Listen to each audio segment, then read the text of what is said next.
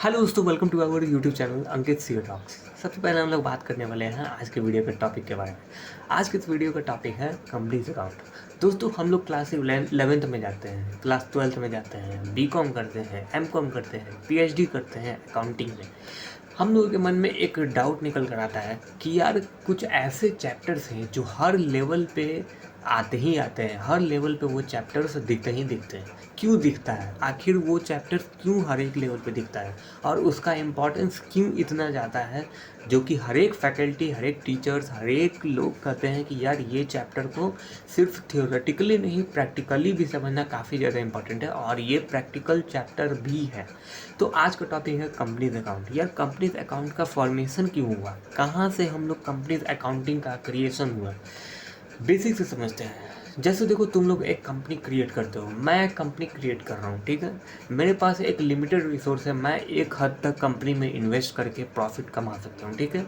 लेकिन जब एक कंपनी क्रिएट होती है, फॉर्मेशन होती है और उस कंपनी को जब ये वांट्स हो जाता है, ये नीड हो जाता है कि कंपनी को बड़े स्केल में प्रॉफिट कमाना है, कंपनी को एक्सपैंड करना है, कंपनी का जो ऑपरेशन है उसको बढ़ाना है, कंपनी का जो कॉस्ट है उसको घटाना है, तो हमें कई प्रकार के चुनौतियों को फेस करना पड़ता है। सबसे पहला चुनौती तुम्हारा फाइनेंशियल चैलेंजेस, ठीक है। फाइनेंशियल चैलेंजेस मतलब कंपनी को फंड्स की ज़रूरत पड़ती है। कंपनीज को फंड्स की जब ज़रूरत पड़ती है तो उस समय कंपनी क्या करती है? सबसे पहली बात, कंपनी जब फंड्स की ज़रूरत पड़ती है तो कंपनी शेयर्स को इशू करती है, ठीक है। अब शेयर्स का इशू करना मतलब क्या? कोई भी कंपनी जब क्रिएट करती है और उसके ऑनर हो, चाहे प्रोप्राइटर हो, चाहे कोई भी हो, अगर उनके पास वैसा फंड्स नहीं है जो खुद से इन्वेस्ट करके कंपनी को एक्सपैंड कर ले या कंपनी का जो प्रॉफिट स्केल है उसको बढ़ा ले, तो वहाँ पे कंपनी का नीड हो जाता है कि कंपनी शेयर्स को इशू करे, ठीक है।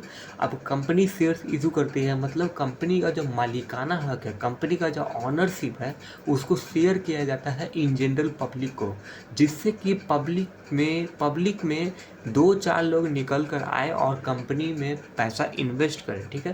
कंपनी को पैसा देती है, बदले में जो इन्वेस्टर होते हैं उनको ऑनरशिप सर्टिफिकेट दिया जाता है, ठीक है।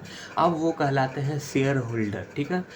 अब ऐसे ट्रांजेक्शन्स जो होते हैं किसी भी पब्लिक के थ्रू या फिर कंपनी के बीच या फिर कंपनी और पब्लिक के बीच में जो होता है ट्रांजेक्शन्स, उसकी अकाउंटिंग का भी काफ़ी ज़्यादा इम्पोर्टेंस होता है। इस बेसिस पे तुमको कंपनीज अकाउंटिंग का फंड, ये जो कॉन्सेप्ट है उसको क्रिएट किया गया, ठीक है। अब यहाँ पे कंपनी जब शेयर इशू करती है तो कंपनी 3 प्रकार से शेयर इशू करती है। कंपनी शेयर इशू करती है पार पे, प्रीमियम पे, डिस्काउंट पे, ठीक है। अब उसके बाद एक और सेक्टर आता है कंपनीज अकाउंटिंग में, जो कि है issue of debenture. Company shares भी इशू करती है, कंपनी डिवेंचर भी इशू करती है। शेयर्स का मैंने बात कर दिया, पार, प्रीमियम और डिस्काउंट, ठीक है। अब जब डिवेंचर का बारी आता है तो डिवेंचर का मतलब क्या हुआ यार? कई लोग हो यार, डिवेंचर होता क्या है? तुम लोग को क्लास 12 में सुना दिया गया होगा कि डिवेंचर एक लोन सर्टिफिकेट है, डिवेंचर एक लोन है, बस इतना बताकर तुमको ये ख़त्म कर दिया गया होगा कि डिस्काउंट क्या है। क्योंकि सीए फाउंडेशन हो, क्लास 12th हो, क्लास 11th हो, 2 नंबर 5 नंबर का टॉपिक होता है, लेकिन इसका इम्पैक्ट प्रैक्टिकल वर्क में, प्रैक्टिकल लाइफ में काफ़ी ज़्यादा रोल निभाता है। क्योंकि प्रैक्टिकल लाइफ में भी डिवेंचर का कॉन्सेप्ट काफ़ी ज़्यादा काम आता है। अगर तुम लोग इसका बेसिक नहीं समझे हो तो इस वीडियो को ज़रूर अंत तक देखना, ठीक है। जब कंपनी को फंड्स की ज़रूरत पड़ती है, ठीक है, तो वो लोगों के बीच में जाकर कंपनी पैसे फंड्स को लेती है पब्लिक से, ठीक है। मतलब कि किसी भी थर्ड पार्टी से, किसी भी आउटसाइडर से कंपनी पैसे लेती है, बदले में वो एक सर्टिफिकेट देती है जिसको कहते हैं लोन सर्टिफिकेट, डिवेंचर सर्टिफिकेट, दोनों कह सकते हैं, ठीक है। अब वो डिवेंचर सर्टिफिकेट है क्या? वो डिवेंचर सर्टिफिकेट में बेसिकली ये है कि फलना फलना फलना ये रुपया इतना तारीख को हम लिए हैं और इतना तारीख को हम वो रिटर्न कर देंगे, यही राज़ीनामा लिखकर कंपनी का स्टैम्प ठप्पा लगाकर वो आउटसाइडर को दे देती है। और जब मैच्योरिटी डेट आता है तो उस समय रीपेमेंट करना पड़ता है कंपनी को। इन केस अगर कंपनी पेमेंट नहीं करती है तो अब क्या होगा, अब कंपनी का जो एसेट्स है उसको बेच कर जो रियलाइज्ड वैल्यू आएगा उससे पेमेंट किया जाएगा आउटसाइडर को।